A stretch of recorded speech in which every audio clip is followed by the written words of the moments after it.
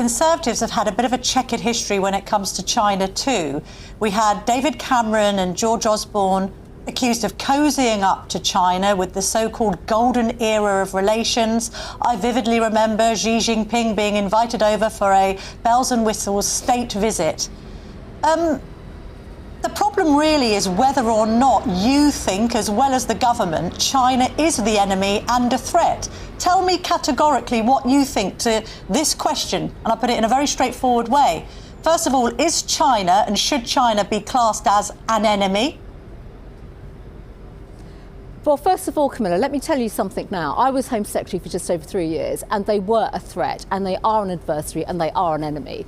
End of story. You know, it was Conservatives in government that brought forward the National Security Act, revised the Investigatory Powers Act, put forward everything to do with the National Cybercrime Centre because of the level of threats that were coming from China. We changed the law. We brought in the National Security Investment Act of Parliament because we discovered all sorts of things about Chinese state-run organisations and entities acquiring and buying British companies.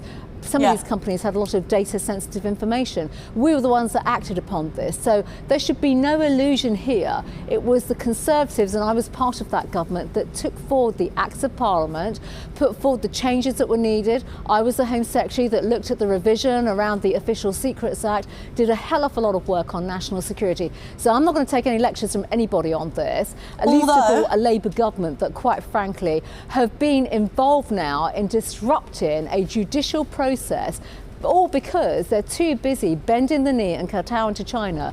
You've also made a really important point, Camilla, which is about the economic relationship. We've always had an economic relationship with China. The British public buy goods from China. That's a fact of life.